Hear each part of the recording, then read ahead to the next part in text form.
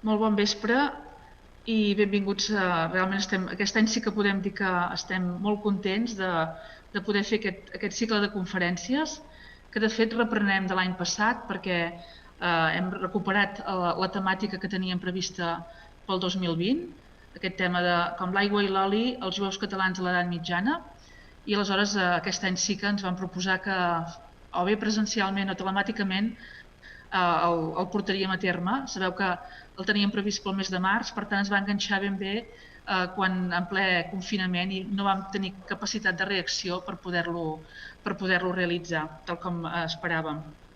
Hem deixat el mateix format, 3 conferències, hem canviat breument o molt poc el que serien les 3 sessions. El programa inclou igualment el doctor Aimat Catafau, que avui farà conferència sobre Perpinyà, també la Irene Llop, la doctora Llop, que tancarà el cicle amb una conferència sobre la comunitat jueva de Vic. Sabeu que la Irene Llop és rodenca i ha treballat sobre el fons documental que tenim a l'Arxiu Episcopal de Vic i, per tant, és una gran coneixedora d'aquesta temàtica. La seva tesi doctoral precisament anava sobre la comunitat jueva a Vic. I just l'any passat va presentar, de fet, la publicació de la seva tesi en el moment de tancament de confinament.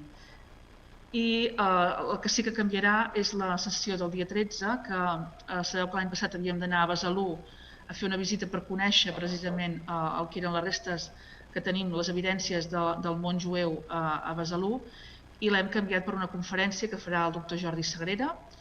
I el que no podrà estar amb nosaltres és el doctor Josep Maria Nolla de la Universitat de Girona, que ens havia de parlar precisament de la comunitat jueva de Girona, que per motius de salut doncs, no pot estar amb nosaltres. Com a novetat aquest any també, si us heu fixat, hi ha una sessió de club de lectura que ha organitzat la Biblioteca Bac de Roda amb un tema relacionat que serà el llibre de la Sílvia Planes, directora del Museu de Girona, Filles de Sara, que comentarà el dia 22 a la biblioteca la doctora Irene Llop. Per tant, qualsevol cosa que vulgueu comentar sobre aquest tema del club de lectura heu de parlar amb la Biblioteca Bac de Roda. Avui, com podeu veure, els que ens seguiu a través del canal YouTube, aquesta conferència la retransmetrem, però sí que com que la normativa del que és les possibles activitats que fem als museus canvia a partir de dilluns, podrem ja fer les següents conferències amb caràcter presencial, però evidentment amb les restriccions que marca la Covid, que són amb un 50% de l'aforament, per la qual cosa caldrà fer una preinscripció. De fet, ja hi estem tots molt acostumats a haver de fer inscripcions per tot. Agrair sobretot al doctor Catafau, que avui a Perpinyà ens farà la conferència, també amb el que suposa d'haver de fer una cosa així telemàticament. També comptem avui aquí amb els serveis tècnics d'en Jordi Emèrita, que està fent possible que pugueu veure la conferència a través del canal YouTube, i també de l'Albert Prat de Saba, que està aquí al museu també a la part tècnica. Res, jo passaré a presentar ja el doctor Aimat Catafau, que ens parlarà del call jueu de Perpinyà, noves perspectives des de la història i l'arqueologia, des del segle XIII al segle XV. El doctor Aimat Catafau és professor titular de la Universitat de Perpinyà, via Domitia, és especialista en història medieval. De fet, la seva tesi doctoral va dirigir-la un dels referents de la història medieval, que és el doctor Pierre Bonassy, tant a nivell europeu com també per la història de Catalunya. La seva tesi precisament es va basar en el concepte sagrera i cellera a la diòcesi d'Elna, és un terme equivalent a la diòcesi d'Elna, com a il·lustració del procés de feudalització dels segles XI i XII a la zona dels comtats catalans de la Catalunya Nord, el Vallespir, Capcir i el Rosselló. I una mica el seu plantejament era fer una interpretació global de la història d'aquesta època amb la relació política, social, econòmica i cultural i també fent especial atenció al territori, com les persones, com la gent modifica i altera el paisatge o com el crea, de fet, també. La seva activitat de recerca s'ha basat també en l'arqueologia, de fet el títol de la conferència ja ho il·lustra molt clarament, col·laborant amb el Servei Departamental Arqueològic i també amb l'INRAP, amb l'Institut Nacional de Recerques Arqueològiques Preventives, i també des de la documentació, editant també fonts històriques documentals. Però a banda de la part de recerca històrica, el doctor Catafau també té un gran i un especial interès per la divulgació científica, fent nombroses conferències a diferents pobles, associacions culturals. Evidentment, també la nostra petició de fer aquesta conferència avui n'és un clar exemple. I també, a més, fa d'assessor quan se li demana en qüestions de polítiques culturals i patrimonials. Bé, jo no parlo més perquè em sembla que ja m'estic extenent una mica massa. En tot cas, passo ja la paraula al doctor Catafau. Sabem, com sempre, que al final hi haurà un torn de preguntes que podreu fer a través del nostre canal YouTube. Segurament que us demanarà que us registreu. Heu d'entrar en el vostre Google, que us demanarà, per exemple, a través del vostre compte de correu electrònic, i podreu formular les preguntes després una vegada us hàgiu registrat. I a banda d'això tindreu l'avantatge de ser subscriptors del nostre canal YouTube i rebre les informacions, els nous vídeos, així que les notícies que tinguem, les novetats que tinguem a través del canal YouTube. Bé, doncs res, moltes gràcies i té la paraula el doctor Aimat Catafau. Bona tarda, bon vespre a tothom i moltes gràcies per haver convidat a parlar aquí. Aquí, bueno, no és aquí perquè jo soc al meu despatx a Perpinyà, com ho podeu veure, i des d'aquest lloc més poc interessant us parlaré d'una cosa perquè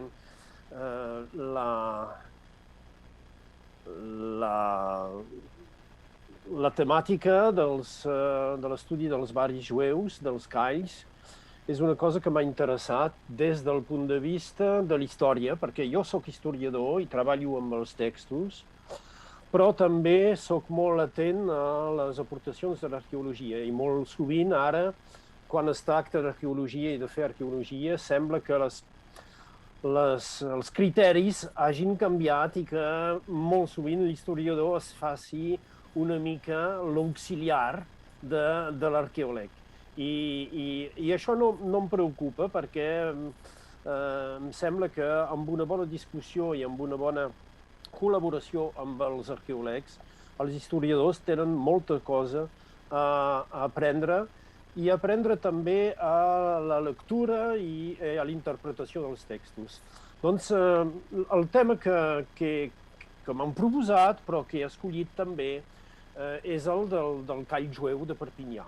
M'ho han proposat els amics perquè han vist que havia treballat sobre aquest tema. He fet un article fa uns anys dins la revista de la Sorbona que es diu Revue des études juives, que és una revista molt prestigiosa, que té més de 100 anys, i on s'havia publicat en el primer temps dels estudis, als anys 1880, un article fonamental sobre els jueus de Perpinyà, escrit per el Pere Vidal. Després, sobre els jueus de Perpinyà, hi ha hagut un altre historiador, després del Pere Vidal, molt important, que és l'americà Richard W. Emery, que havia fet la seva tesi sobre els jueus de Perpinyà al segle XIII, des de la documentació notarial, des d'uns 13 volums de manuals notarials del segle XIII, de l'últim quart del segle XIII, ha pogut treure l'Emery una visió gairebé global, social, de reconstitucions familiars, però també dels préstecs, del paper dins l'economia dels jueus de Perpinyà al segle XIII. Aquest llibre és un monument d'erudició i malgradament no ha sigut traduït ni en francès ni en català, però queda un llibre important per la història dels jueus, podem dir no solament a Perpinyà, però també a Catalunya, i és molt sovint citat dins les bibliografies. 1953 era aquest llibre. I des de 1953 s'han fet pocs estudis sobre els jueus de Perpinyà fins que l'arqueologia obri noves perspectives i que m'obligui una mica, perquè són els arqueòlegs que m'han vingut a buscar sobre aquest tema, a bellugar tota aquesta documentació, a llegir i rellegir coses que havien llegit tant el Vidal que l'Emery, a buscar altra documentació que sempre se'n troben, sobretot per als segles XIV-XV en els fons notarials, i a intentar de fer coincidir l'informació que tenim amb la història o les fonts històriques i l'informació nova que ens aportava l'arqueologia sobre aquest call desaparegut, desconegut dels jueus de Perpinyà, que és un call on el problema fonamental era el de la localització. I doncs és en aquest tema, sobretot, que parlaré avui, amb unes imatges que dec molt sovint als meus amics arqueòlegs i doncs amb qui m'agrada compartir també la presentació, amics de l'INRAP, sobretot, de l'Institut d'Arqueologia, que és l'institut que fa les recerques d'arqueologia preventives, com es diu, per abans de destrucció dels llocs, fan aquestes recerques. Noves perspectives, doncs, des de la història i l'arqueologia, podríem dir, des del lligam entre història i arqueologia, i amb 3 o 4 intervencions arqueològiques que ens han obert els ulls, podríem dir, a nosaltres historiadors, sobre interpretacions que eren falses a propòsit de la localització. Espero que pugui fer així. Sí, molt bé. Doncs també l'arqueologia té els seus límits, i volia començar per aquestes imatges boniques. A dreta teniu un bol en Pisa, en decoració verd i bruna, del segle XIV, trobada en el carrer de l'Acadèmia. Us en parlaré molt del carrer de l'Acadèmia, perquè és el carrer que identifiquem ara com el carrer del Call, el carrer que porta aquest nom. Hi ha diversos carrers dins el Call, però n'hi ha un que es diu carrer del Call. I aquí, al costat del carrer del Call, a les excavacions s'han trobat aquest bol, i aquest bol té una simbòlica sent d'una casa on en aquest moment, al segle XIV, som al ben cor del ben sí del Call, que es podria interpretar com un símbol molt característic. Vull dir aquí que això no és tan característic, perquè les estrelles de David en trobem aquí, al claustre d'Elna, doncs a 12 quilòmetres de Perpinyà, a la catedral, i doncs no és pas gens un lloc de posar símbols jueus, com també al claustre d'Elna, molt a costat d'aquest pilar, trobem una columna amb una esbatisca. Els símbols no tenen a l'edat mitjana el sentit que els hi donem o que hem pres ara, i l'estrella de David no és suficient per fer d'aquesta casa una casa jueva. És ben segur el conjunt arqueologia i història que ens dirà que som dins el Call, dins el barri jueu, i doncs fort probablement dins una casa jueva, encara que en el Call tinguem exemples de gent que s'hi estan, o almenys que hi posseeixen cases que no són jueus. Altra cosa sobre aquests límits de l'arqueologia o aquesta prudència amb la qual es té de prendre l'informació arqueològica, el meu amic Olivier Passarius, del Servei Arqueològic Departamental, del qual parlaven, ha fet una excavació dins la cort del convent dels Mínims. Parlarem, els Mínims s'instal·len en el segle XVI al lloc, a una part del lloc on es trobava el Call jueu, i dins la cort del convent, dins un pàrquing que estaven fent al davant del convent dels Mínims, una excavació ha pogut obrir una sitja on hi havia ceràmica del segle XV. Doncs en un temps o en aquest lloc hi ha cases on s'estan jueus. I han trobat què? Han trobat molta ceràmica amb vols amb l'Ave Maria. Doncs això també ens fa dir que, bueno, possiblement els objectes no tenen sempre la valor que hi podríem donar d'una forma simbòlica i que segurament no tenen tanta significació simbòlica que hi voldríem donar nosaltres. Bueno, aquí a Perpinyà, doncs, en un plànol del segle XIX, mitjans del segle XIX, el que en diem nosaltres el cadastre de Napoleó, amb la Tet, el riu Tet, que passa al nord, no sé si es veu aquí, sí, la meva fletxa, el riu Tet que passa al nord, la bassa, el seu afluent aquí, i doncs la ciutat de Perpinyà, dins un turó, sobre un petit turó, aquí s'ha construït al segle X l'església Sant Joan. Al voltant de l'església Sant Joan es desenvolupa una petita vil·la que és el nucli de la parròquia Sant Joan, aquí. Però al segle XII hi ha unes muralles aquí al voltant de la parròquia Sant Joan, unes muralles que encara es poden seguir bastant bé als plànols, però que són totalment destruïdes. I des del segle XII, finals del XII, començament del XIII, la població es comença a posar dins al costat dels camins que surten d'aquesta primera ciutat emmurada cap a l'est, cap al sud, cap a l'oest. I això és la base de la naixença de 3 parròquies, que seran parròquies al voltant dels anys una mica abans o just a l'any 1300. 1300 hi ha aquestes 3 parròquies noves. En aquestes 3 parròquies noves tenim una importància molt gran del fet de l'urbanització, és a dir, de la construcció voluntària de barris per autoritats senyorials. Aquí a Sant Mateu són els templers que construeixen tot aquest conjunt de carrers i de cases. Aquí, al barri Sant Jaume, al Puig Sant Jaume, perquè si aquí és pla, aquí puja fort. Són carrers que tenen una forta pujada fins al cim, on al cim s'hi posa l'església Sant Jaume, 1244.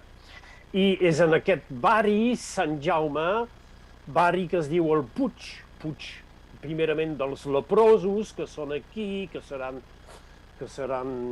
reemplaçats per els domènecs, després Puig dels Teixidors, quan s'hi instal·len els teixidors, i és en aquest Puig que són instal·lats de manera voluntarista al primer temps i després forçada els jueus dins un barri que molt ràpidament prendrà el nom de Call, el Call, barri jueu de Perpinyà. Hi ha hagut, doncs, aquí unes exploracions arqueològiques aquí i aquí, que ens han permès de conèixer més bé la localització i la forma de construcció i la forma de les cases en aquest Puig Sant Jaume i, doncs, també en aquest Call. Aquí som en aquest plànol també del segle XIX, una miqueta més apropats al barri Sant Jaume, aquí l'església Sant Jaume, construccions modernes aquí, una caserna, aquí construcció moderna dels Mínims, com deia, aquí els domènecs amb la seva gran extensió. El barri jueu era bàsicament aquí, en aquest lloc. Aquí tenim el carrer, que en direm el carrer del Call. I a dins d'aquest barri hi ha hagut algunes excavacions, una aquí molt gran per la destrucció d'aquestes cases, I també hi ha hagut excavacions importants, no excavacions, estudis arqueològics de cases elevades, de cases sempre existents, en aquest lloc que ha sigut molt important per nosaltres, entre aquests dos carrers, per entendre que aquí no hi podia haver hagut el call, el lloc on es posava tradicionalment.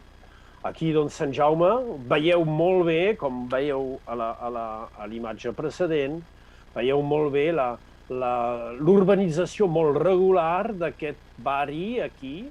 Aquestes cases són extraordinàries per nosaltres perquè ocupen el lloc molt precís on es va fer aquesta urbanització als anys 1242 i següents. I en aquestes cases, descoberta molt nova i molt sorprenent, l'any 2000, l'estiu 2000, s'hi van fer estudis dins les cases en elevació, les cases encara existents, que eren buides i per fer reformes de cases, i han trobat les parets d'aquestes cases en el primer pis, que eren parets de terra, parets de terra massiva, com se'n diu aquí, o parets, si voleu, de fang o de tàpia, de tapial. Són parets del segle XIII. Són parets del segle XIII. No totes les parets, ben segur, i no tots els pisos, però hi ha vestigis molt importants en aquestes cases aquí, entre aquests dos carrers, aquest grup de cases, que ens han ensenyat com es construïen les cases del mitjan del segle XIII en el moment del poblament d'aquest puig.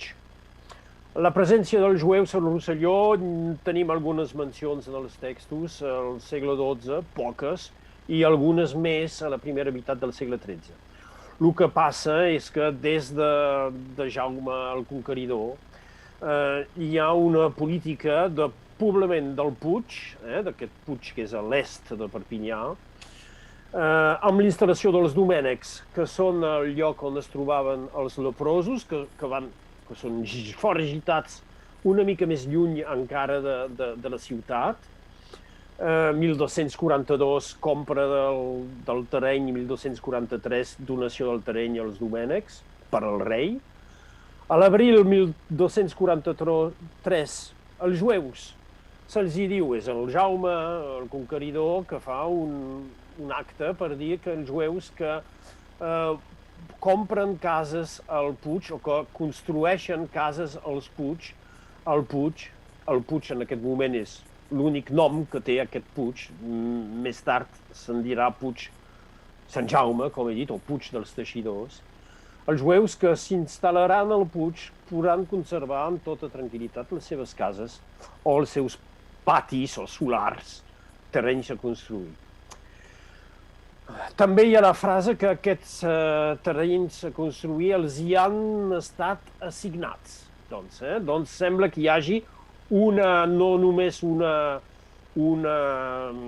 facilitació, una promoció d'instal·lació, però també que hi hagi una forma de regimentació, de reglamentació, d'organització, si no autoritària, almenys per al poder reial o els representants del poder reial. I doncs se'ls garanteix que aquestes cases se les podran revendre entre jueus sense cost suplementari. Canvien les coses en 1251 quan de cop i volta tots els jueus de Perpinyà tenen notificació que han obligació d'anar a viure sobre el Puig. Doncs en 8 anys les coses han canviat i en aquest moment es vol que dins un temps molt curt, perquè abans de Nadal tindran d'haver tots mogut la seva casa, com diu el document, que no vol dir moure la casa, però moure la seva residència al Puig. I és interessant de veure que aquest acte també preveu que si no ho fan tindran una multa i que una terça part de la multa serà percebuda per la Corporació dels Teixidors. Vol dir que en aquest moment els teixidors ja són el procés d'instal·lació en aquest Puig en tenim altres notícies, i els interessa als teixidors de tenir al costat aquesta comunitat jueva que afavoreix ben segur el dinamisme econòmic d'una activitat que tindrà tant importància a Perpinyà com l'activitat drapera, drapant del teixit. L'església dels teixidors, ben segur, el Puig dels Teixidors, li donen nom de Sant Jaume des de 1244, on tenim les primeres donacions testamentàries per la construcció de l'església. El nom del call el trobem per el primer cop esmentat en l'any 1263. Doncs vol dir que és bastant ràpid que apareixi dins la documentació, i el tema sempre ha sigut un tema molt difícil a precisar per als historiadors, diria els historiadors sols, vull dir amb només la documentació escrita. És que tenia portes, ben segur sabem que hi ha portes perquè de vegades diuen tenen de tancar la porta, i doncs les portes tindran de ser tancades, les portes d'escai. Què són aquestes portes? Si hi ha portes és que hi ha parets, és que hi ha murs, és que hi ha una forma de tancament, la clausura, com hi diuen en el call. A què pot semblar aquesta clausura? A més, és que és un barri de segregació, de reclusió, és que és un gueto, podríem dir, i això hi ha molta documentació que ens ensenya que no és tan senzill. Barri jueu, ben segur, però tots els jueus al call no, i el call és molt més compartit que es pensava. Contacte amb els cristians, doncs, dins i fora del call. I dins la documentació, però sobretot amb l'aport de l'arqueologia, tenim alguns elements ara que ens permeten de localitzar-lo. Documents com aquests han sigut estudiats des de fa temps, perquè ho veieu aquí, és un manual notarial del 1277, un dels estudiats per el Richard Emery, on un tal Pons de Coll, pairé, dic un tal, però és molt conegut perquè és el que ha construït, en aquest moment mateix, el 1277, està construint, estan fent les primeres obres al Castell Reial de Perpinyà, és a dir, el futur Palau dels Reis de Mallorca, com el diuen ara. Doncs aquest pairé, habitant de Perpinyà, sí, s'ha mogut a Perpinyà o és de Perpinyà, dona rebut del pagament de 1.000 sous, 1.000 solidors de Barcelona, als representants de la comunitat dels jueus de Perpinyà per treballs de construcció del portal, porta fortificada, i de Quarum dam Vestors, i dels gunes o d'unes certes Vestors, que són aquestes Vestors, que ha fet fer la comunitat dels jueus i que paga la comunitat dels jueus en el call, encara que la paraula call aquí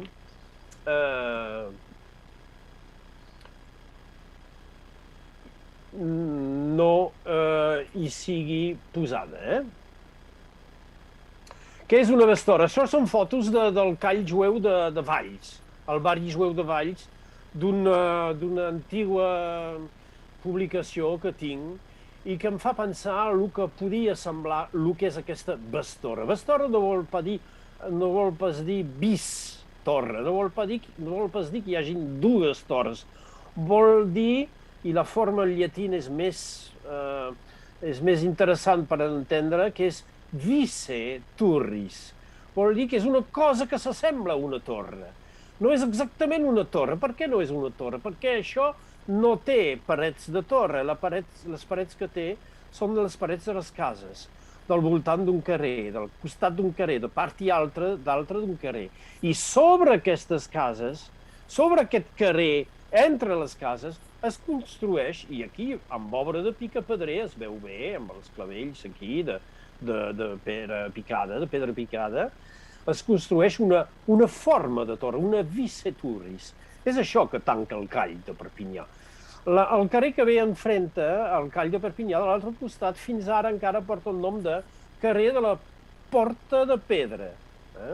Carrer de la Porta de Pedra, que no és pas una porta de casa, perquè les cases tenen Porta de Pedra, però és el carrer que va fins a la Porta de Pedra, el carrer per que s'acaba a davant d'aquesta Porta de Pedra, perquè després de la Porta de Pedra el carrer canvia de nom. El carrer a dins és el carrer del Call. El Call no és un espai de reclusió estricta. Els jueus se'n surten. Els jueus a vegades hi fan entrar també cristians, que siguin servidors, que siguin gent que venen a comprar, a vendre, gent que venen a menjar amb ells, bueno, coses que al segle XV, sobretot, seran molt reprimides.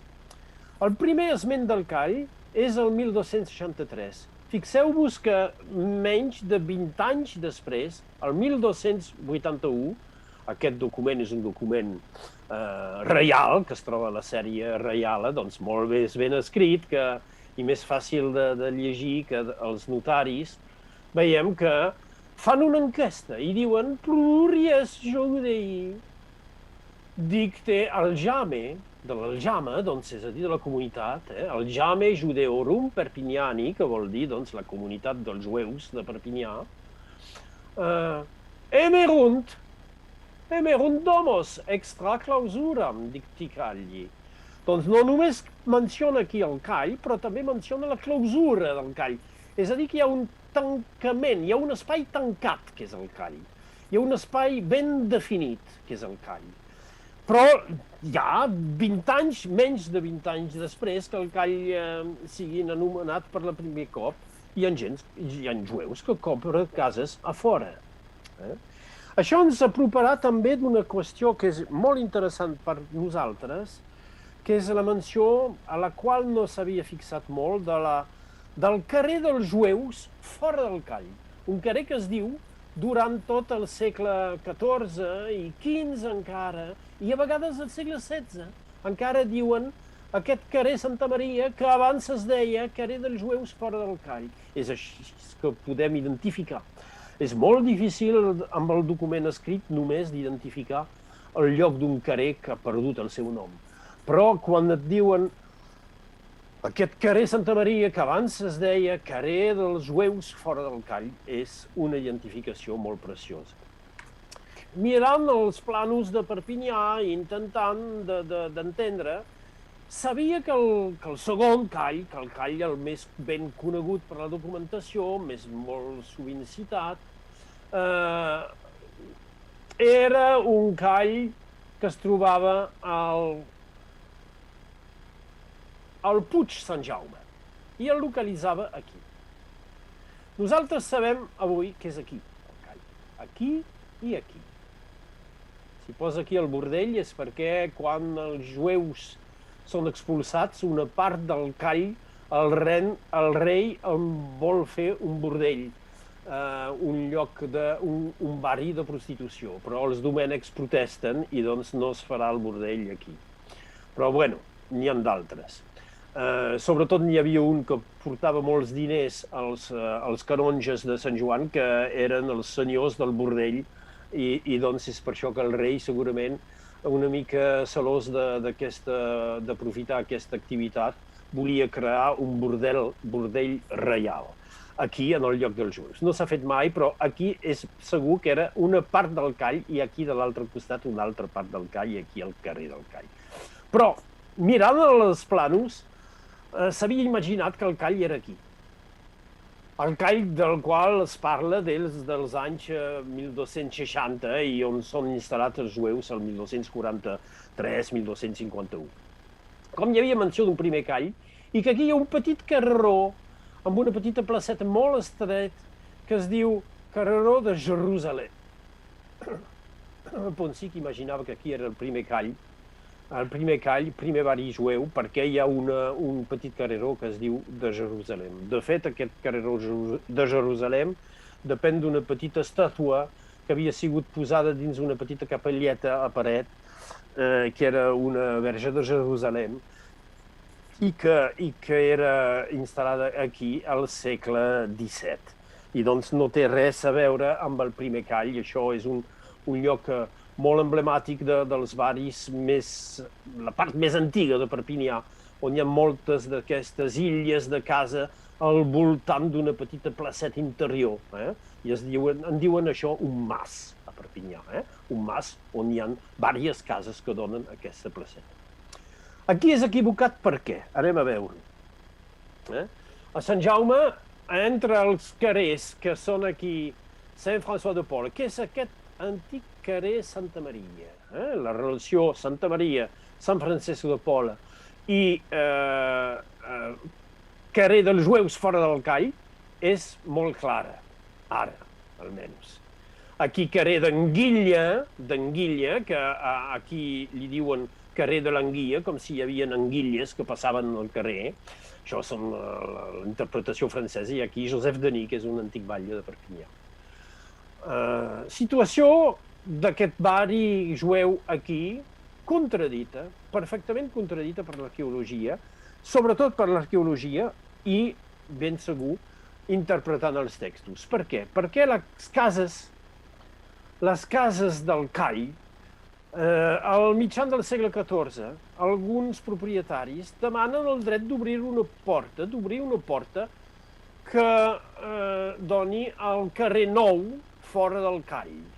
Carrer Nou fora del Call, que molt sovint és dit carrer Nou dels Jueus fora del Call o carrer dels Jueus fora del Call. Per què? Perquè si tornem aquí ho veureu, és molt lògic, i sobretot si veniu a Perpinyà ho entendreu molt bé. Aquest barri avui és un barri gità, de gitanos, doncs és un barri molt típic també, s'ha quedat molt típic de Perpinyà. Si pugeu per aquí és que pugeu, i puja força. Els jueus que venen del mercat de Perpinyà, que venen de la plaça de Perpinyà, que venen de fer uns préstecs o de veure gent a Perpinyà, quan tornen a casa seva han de pujar fins aquí, d'entrar per la porta aquesta bestorra del Call i de prendre un dels carrers, uns carrerons que hi ha dins del Call per tornar a la seva casa, que és aquí. Això s'entén que un temps on sembla que una certa pau pot existir entre jueus i cristians, els jueus que s'estan aquí, que tenen cases aquí, demanen al rei la permissió d'obrir una porta. I el rei els hi dona la permissió, pagant, ben segur, d'obrir una porta directa que els hi permet d'entrar sense donar tota aquesta volta i de pujar fins allà dalt. Però, com això hauria sigut possible dins les illes que eren identificades? Les cases dels cristians també, al davant del Call, quan n'hi ha un que vol fer un pis suplementari, els secretaris de l'Aljami es queixen perquè diuen que aquest home que vol fer un pis suplementari podrà veure dins el Call, dins l'interior del Call, des d'aquest pis suplementari. Doncs s'aixequen pisos als anys finals del segle XIV. Doncs unes certes informacions que empipen per posar aquí el Call. Per què? Perquè hi ha hagut un estudi d'aquestes cases d'aquí. Aquestes cases entre carrer d'Anguilla i carrer Josep Denis. I això és l'urbanització del segle XIII. Som aquí, entre el carrer d'Anguilla i el carrer Josep Denis. Aquestes cases aquí són les que han sigut estudiades. Què ens ensenyen aquestes cases? Que hi ha un eix central a l'illa, hi ha cases adossades que donen de cada costat, són cases separades i diferents, que donen de cada costat al carrer. Carrer de 4 metres d'ample, 4 metres 50, 5 metres d'ample, una mica variable, cases que fan 7 metres 50, una cosa així de profunditat, i molt sovint 5 metres d'amplada. Molt sovint. Un monall, una monallada, que és una viga de 5 metres. No es pot entendre que aquí i aquí hi hagi paret, hi hagi paret tancada, hi hagi clausura perquè com farien la gent aquí, en aquestes cases? Com hi entrarien? Aquí la paret del fons és on hem trobat el més aquesta paret de terra, aquí les veieu. Paret de terra del segle XIII, segona meitat del segle XIII. Encara al segle XIV, quan fan pisos i que aixequen una mica les cases, encara segurament el paraire aquest, el 1370, quan fa un pis suplementari, molt sovint ho fan encara en terra. Canvien sovint de forma de fer terra, comencen a fer amb fang, després ho fan amb tapial, però són cases de terra. Aquí hi ha la paret axial, l'eix vertebrador de l'illa de cases. Aquí cases que donen a fora, aquí cases que donen a fora d'aquest costat igualment. No es pot entendre que hi hagi aquí un barri tancat, perquè aquestes cases no han donat mai ni dins un carrer interior, que no n'hi ha, ni dins només un carrer central, perquè seria molt profund i no correspon a res del que s'ha investigat de manera arqueològica. Aquí tenim un petit dibuix de les cases, com es seguirien dins el començament del carrer d'Anguilla. Doncs aquí això s'ha rebutjat. No era possible que fos aquí. No era possible que fos aquí. Volia mencionar ara el primer atac contra els jueus de Perpinyà, que és una cosa poc coneguda. Es parla molt de l'avalot de 1391 i ben segur ha tingut conseqüències desastroses per al call. És en aquest moment que comencem a trobar, després d'aquest moment que comencem a trobar la cita del call nou, del nou call. El rei Alfons escriu, el rei d'Aragó escriu, el vostre si voleu, escriu el nostre, el rei de Mallorca, i li diu, Carcosí, havem entès que els jueus de Perpinyà són estats agreujats. Per socórrer l'ús són estat preses l'ús llibres, vol dir ben segur els llibres religiosos, i ells han feites i els fa moltes operacions i violències contra llurs privilegis i llibertats. I això l'empipa molt el rei Alfons perquè diu els jueus són caixa i tresor dels reis. Els jueus són caixa i tresor dels reis. I quan tenen por, què fan? Marxen. O si no marxen, almenys posen una part del llur, és a dir, de llurs possessions, de llurs béns, dels diners que tenen, els fan sortir amagadament, els fan sortir de la terra i els meten o al Regne de França o els meten a la barbària, de l'altre costat del Mediterrani, i inverteixen diners. I a fora del regne. I això és mala cosa per tothom, mala cosa per tothom. Doncs, en aquest moment, el rei d'Alfons demana al seu cosí que mantenguin els drets, les llibertats i els privilegis dels jueus, perquè si no això és molt perillós per tots, perquè una part dels diners marxaran del regne. Hi hauria un altre atac, segurament, segons Vidal, no he trobat la referència, no les dona sempre el Vidal, dins els seus dos articles de la revista dels Estudis Jueus de París, un altre atac al 1370. Ben segur el més gran atac és el del 1391, amb la destrucció del call. El call vell a prop de Sant Domènec és destruït i ja des del començament del segle XV només es parla d'un call vell que era allà i es reconstrueix un call que es dirà un call nou, però tenim una documentació escrita que ens ensenya que per construir aquest call nou es destrueixen cases que són malmeses i que s'ha de refer la clausura. De fet, el call nou reaprofita una part del call vell, però com els jueus són molt menys nombrosos, no necessiten tant puesto. Són menys nombrosos, no tant que se n'hagin matat molts. Se n'han matat el 1391, alguns, ben segur. Ha sigut una forma molt violent, però segurament menys de morts a Perpinyà que en altres llocs. Encara que hagin tingut molt por, perquè sabeu que de 1391 fins a 1394 els jueus, tots, han marxat del Call i s'han anat a estar a viure i han viscut almenys 3 anys complets al voltant del castell del rei, a les llisses del castell, dins els fossats del castell, als cortals que té el rei al voltant del castell. Allà s'hi estan els jueus perquè tenen por de la població de Perpinyà. I doncs estan allà. I després tornaran.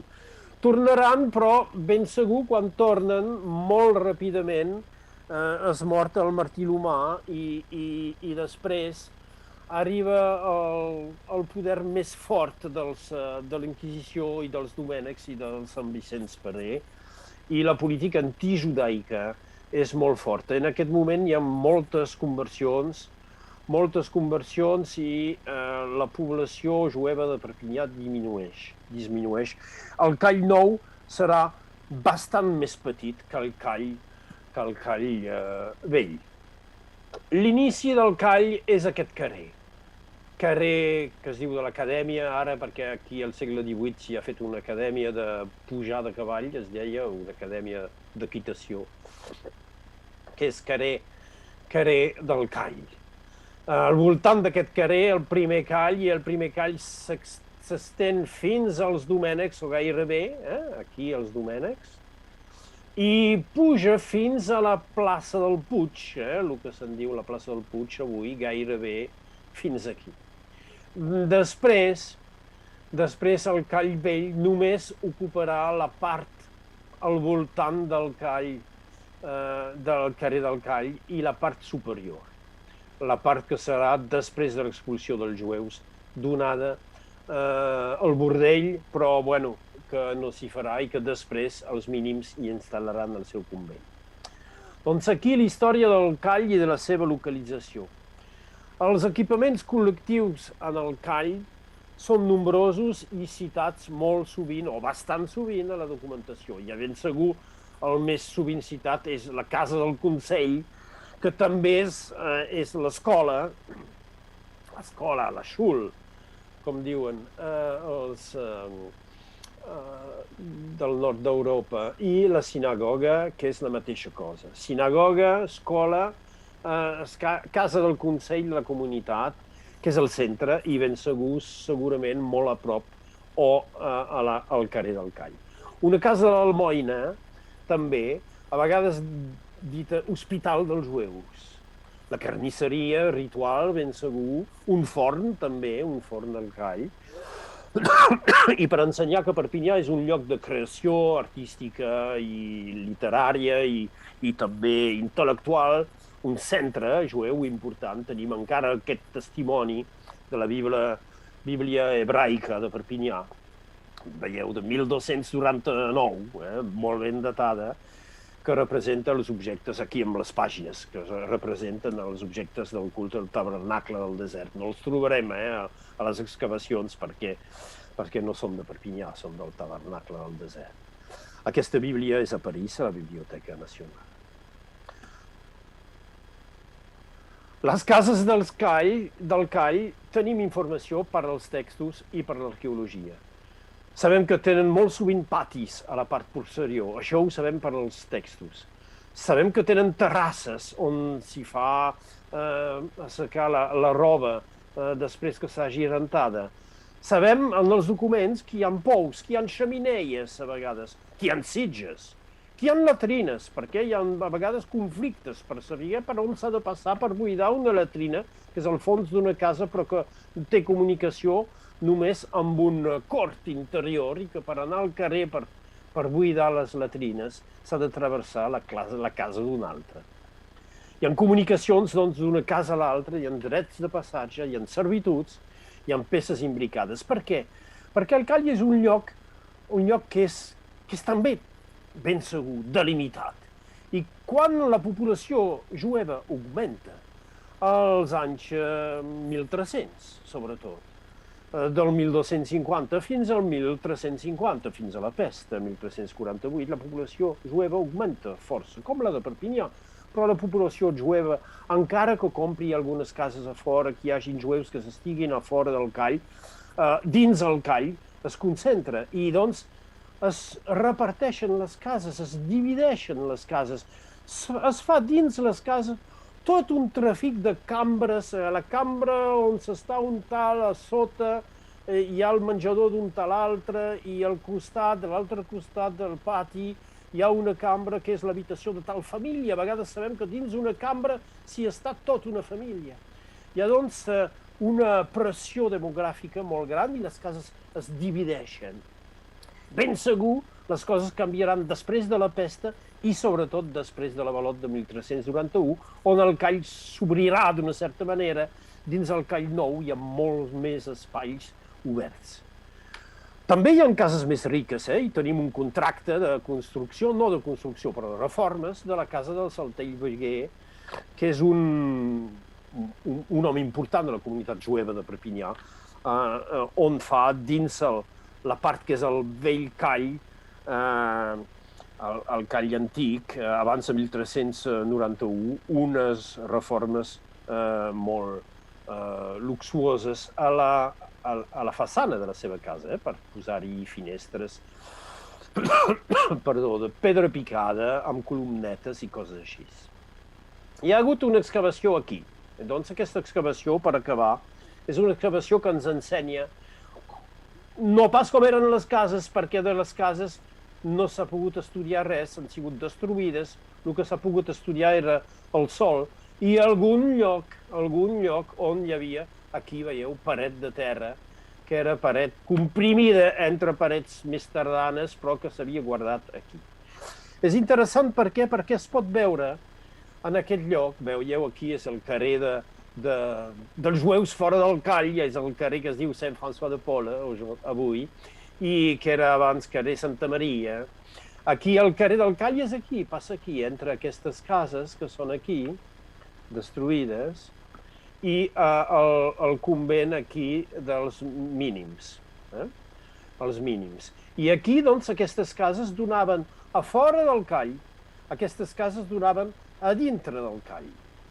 Però el que hi ha de més interessant és que, encara que tot el que veiem, o gairebé tot el que veiem sigui molt posterior, es poden veure encara sitges, llocs d'instal·lació de divisions internes de les cases. Jo trobo la documentació on diu aquesta casa la comparteixo amb tu i faràs tu, amb contractes, faràs tu una divisió als teus gastos entre la teva part i la meva. Són coses així que trobem aquí.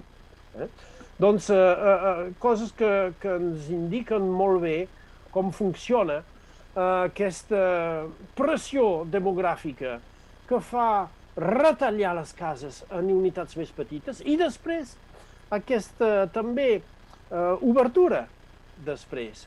Aquí, doncs, carrer dels jueus fora del call, aquí carrer del call i aquí un dels carrers interiors. Hi havia aquí una excavació que ho havia pogut estudiar.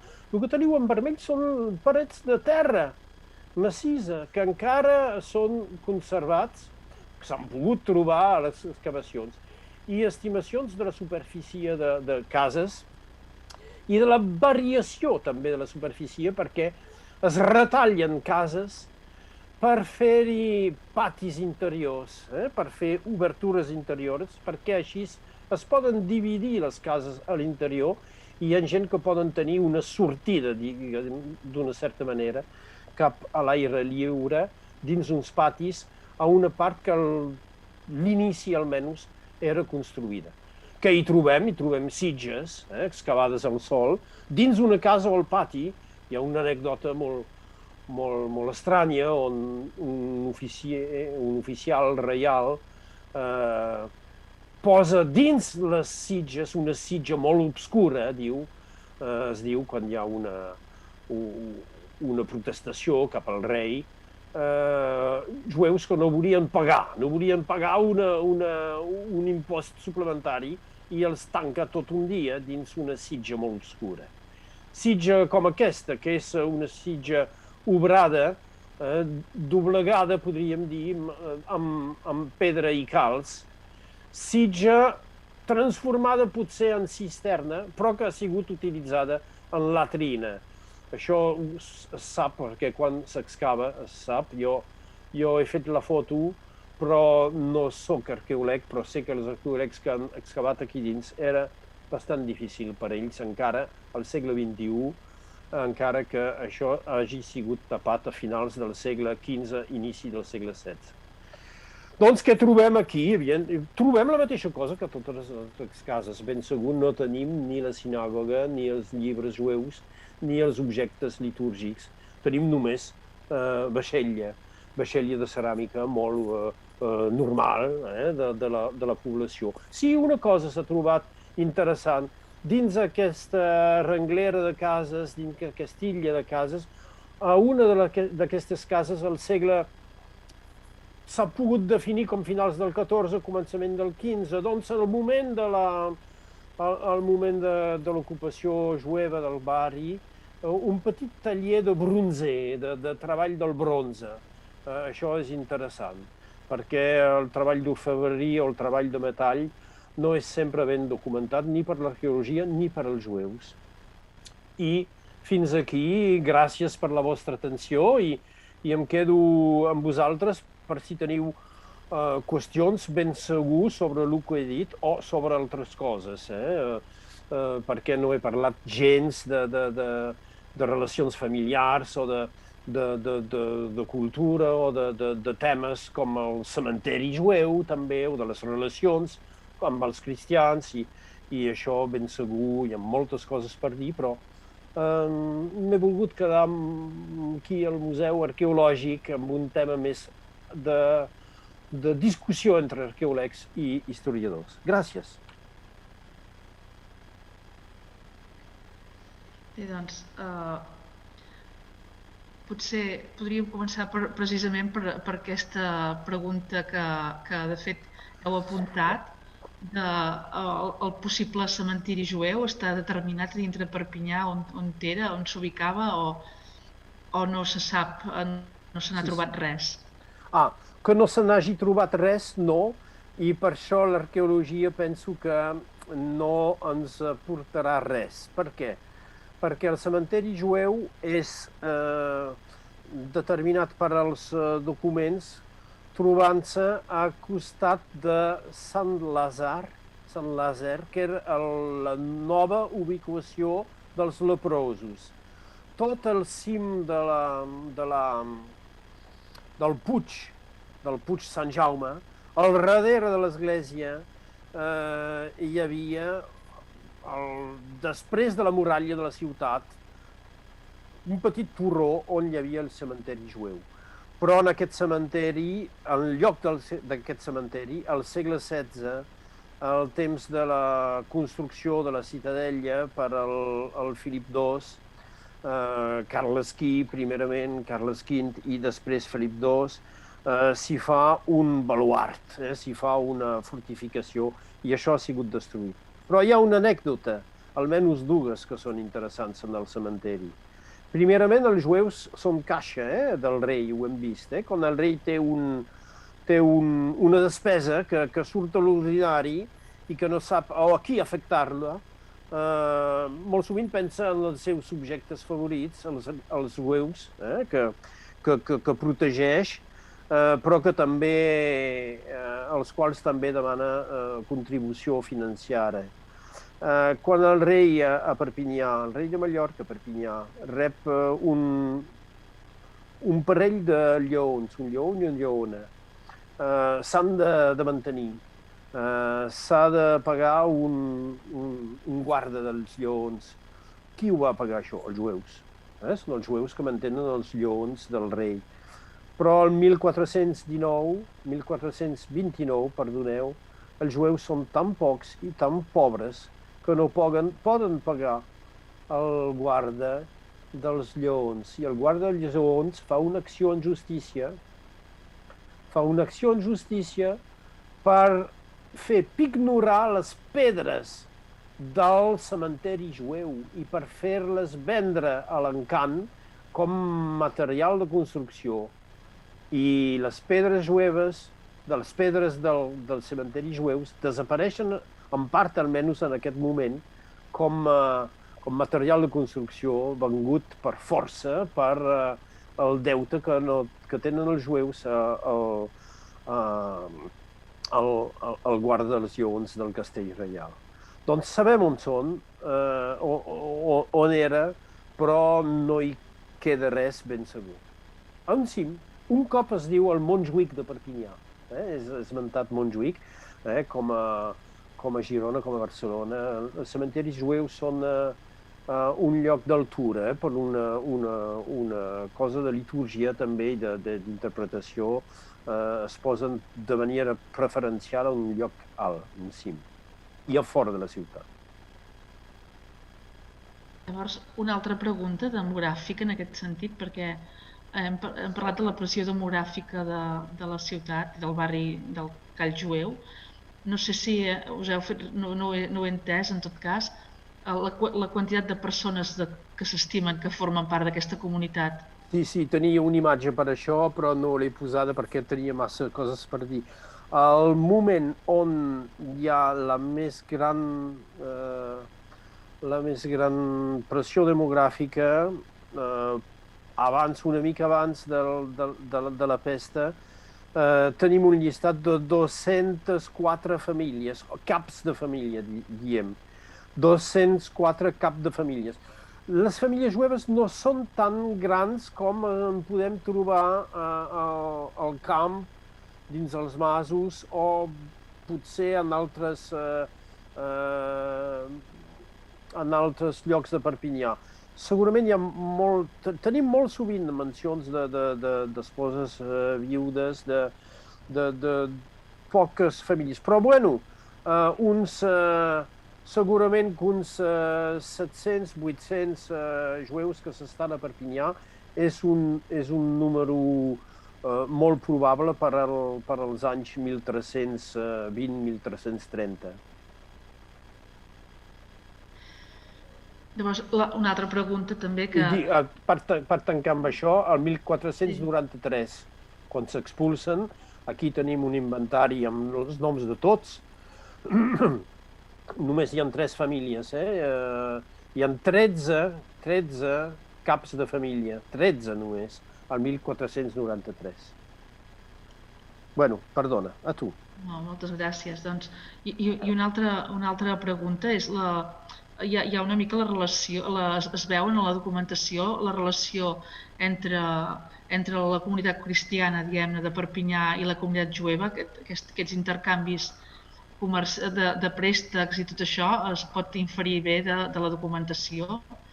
Sí, ben segur. La documentació és molt rica sobre aquest tema del préstec, aquest tema econòmic.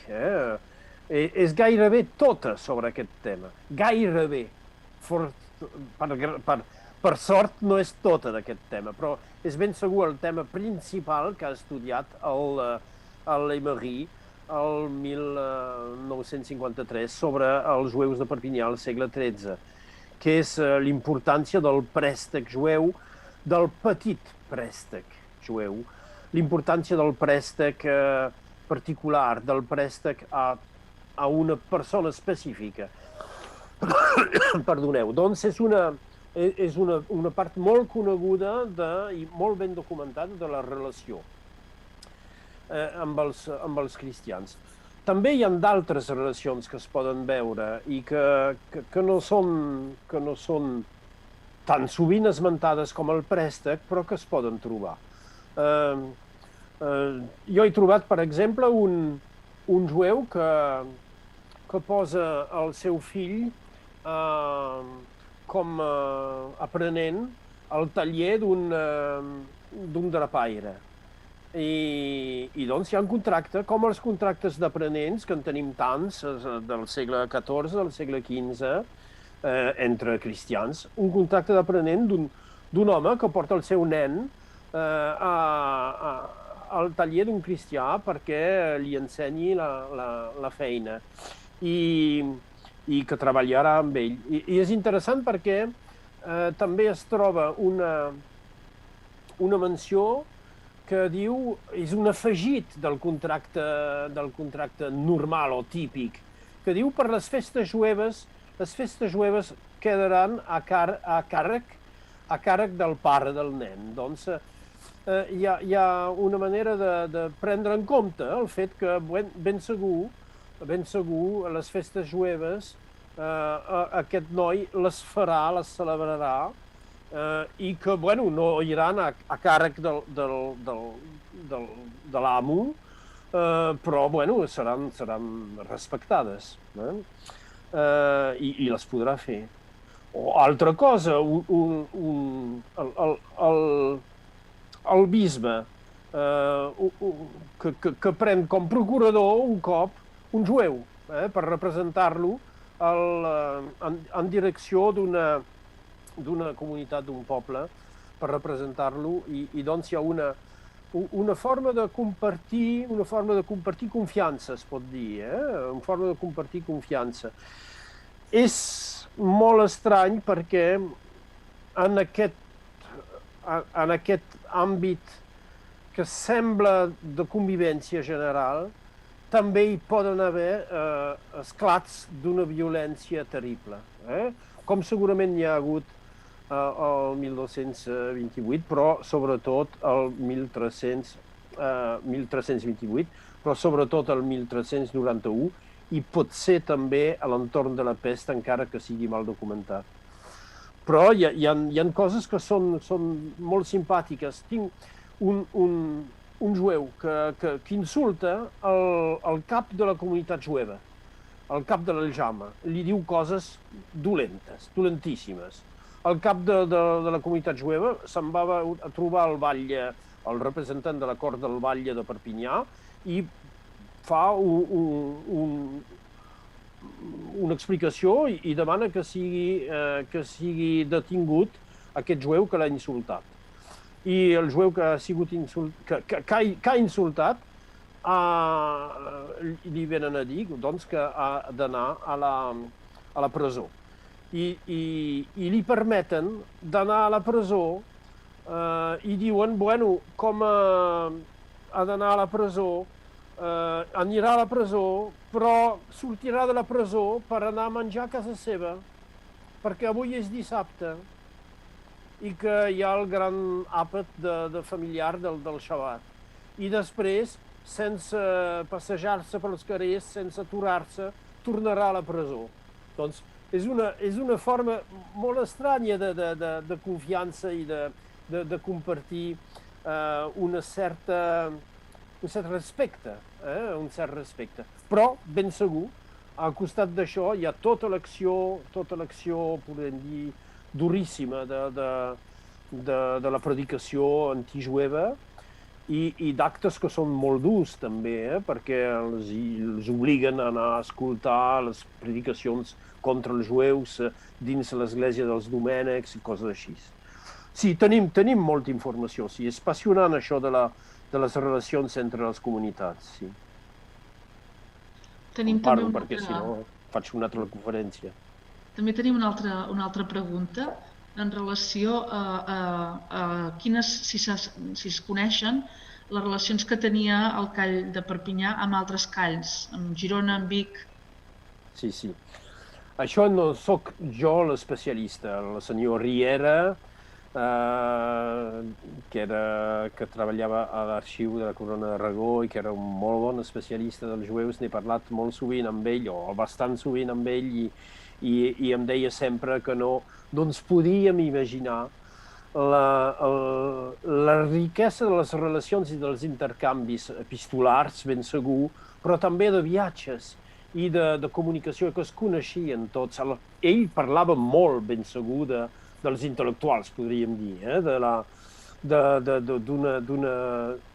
La religió jueva és una religió que que necessita, d'una certa manera, reflexió i aprofundiment. No és un dogma, és una religió que demana estudi. Ser jueu és estudiar i sempre estudiar la Torah i això no para mai. I ells no paren mai ni d'estudiar ni de discutir de lo que estan estudiant. Hi ha a Perpinyà, com a Vilafranca de Conflent, com a Puigcerdà, com a Girona,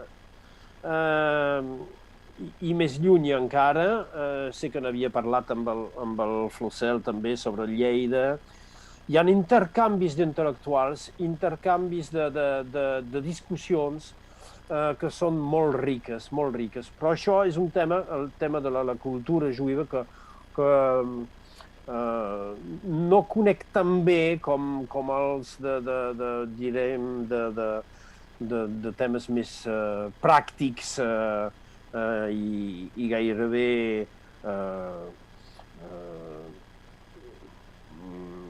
només materials, com les de les cases i tot això. Són gent que són també lligats, ho hem vist amb els jueus de França del Sud. A Perpinyà hi ha molts noms de jueus que són jueus que venen de tota la part del sud de França, que guardin lligams amb les comunitats que són sota la protecció del papa al voltant d'Avinyó, o que vinguin de Besiers i de llocs com de l'Occitània i que hagin, al temps del Lluís IX, el Sant Lluís francès, que hagin fugit, perquè en aquest moment hi ha la gran cremada dels llibres jueus i l'expulsió dels jueus del Regne de França.